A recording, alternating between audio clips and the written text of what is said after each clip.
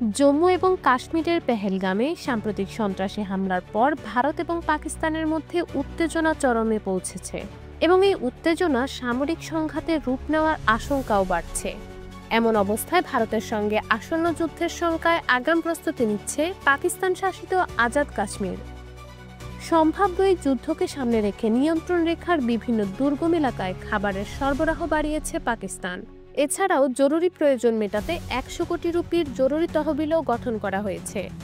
রোববার এক প্রতিবেদনে এই তথ্য জানিয়েছে পাকিস্তানি সংবাদ মাধ্যম দ্য ডন। সংবাদ মাধ্যমটি বলছে, ভারতের সঙ্গে উত্তেজনা এবং সীমান্তে অনুপ্রবেশের শঙ্কার মধ্যে আজাদ জম্মু এবং কাশ্মীরের খাদ্য বিভাগ নিয়ন্ত্রণ রেখা সংলগ্ন ঝুঁকিপূর্ণ এলাকায় আটা সরবরাহ বাড়ানোর কাজ শুরু করেছে। বরফাবৃত এবং দুর্গম এই এলাকাগুলোতে, যেগুলো সরাসরি সীমান্তের কাছে অবস্থিত, সাধারণত শীতের সময় দীর্ঘদিন সংরক্ষণযোগ্য বিশেষভাবে প্রক্রিয়াজাত আটা মজুত রাখা হয়, যাতে স্থানীয়রা টিকে থাকতে পারেন। তুলনামূলক নিরাপদ এলাকায় সাধারণত ১৫ দিনের জন্য আটা মজুত রাখা হয়, যেহেতু সেখানে যাতায়াত ব্যবস্থা সহজ। কিন্তু আজাদ কাশ্মীরের প্রধানমন্ত্রী চৌধুরী আনোয়ারুল হকের নির্দেশে এবার সীমান্তবর্তী এলাকায় অন্তত ২ মাসের জন্য মজুত বাড়ানোর উদ্যোগ নেওয়া হয়েছে।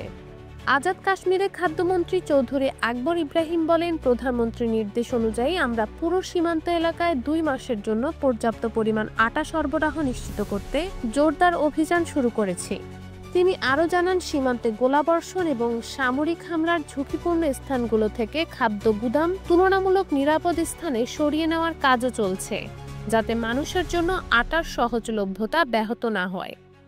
আজাদ কাশ্মীরের এই মন্ত্রী আরও বলেন, যেসব এলাকা প্রায় শীতকালীন তুষারপাত বা ভারতীয় গোলাবর্ষণে যোগাযোগ বিচ্ছিন্ন হয়ে যায়, সেখানে খাদ্য সরবরাহ অব্যাহত রাখতে বিকল্প পরিকল্পনা তৈরির জন্য কর্মকর্তাদের নির্দেশ দিয়েছি। এর আগে গত বৃহস্পতিবার আজাদ কাশ্মীরের প্রধানমন্ত্রী আইনসভায় জানান, তিনি ১ বিলিয়ন রুপির প্রাথমিক বাজেটের একটি জরুরি তহবিল গঠন করেছেন। এই তহবিল থেকে সীমান্তের ১৩টি আসনে খাদ্য, জীবন রক্ষাকারী ঔষধ এবং জরুরি সেবা সরবরাহের জন্য খরচ করা হবে। কাশ্মীর নিয়ে ভারত এবং পাকিস্তান দুবার যুদ্ধ করেছে এবং গত কয়েক দশকে সীমান্তে অনেকবার সংঘর্ষে জড়িয়েছে। ফলে যখন প্রতিবেশী দুই দেশের মধ্যে উত্তেজনা বাড়ে, তখন কিভাবে আতঙ্ক নিয়ে সবকিছু দেখতে এবং অপেক্ষা করতে হয় তা এখানকার বাসিন্দারা জানেন। লোকজন তাদের বাড়িতে বাংকার তৈরি করেছেন, গুলি চললে তারা বাংকারে ঢুকে পড়েন।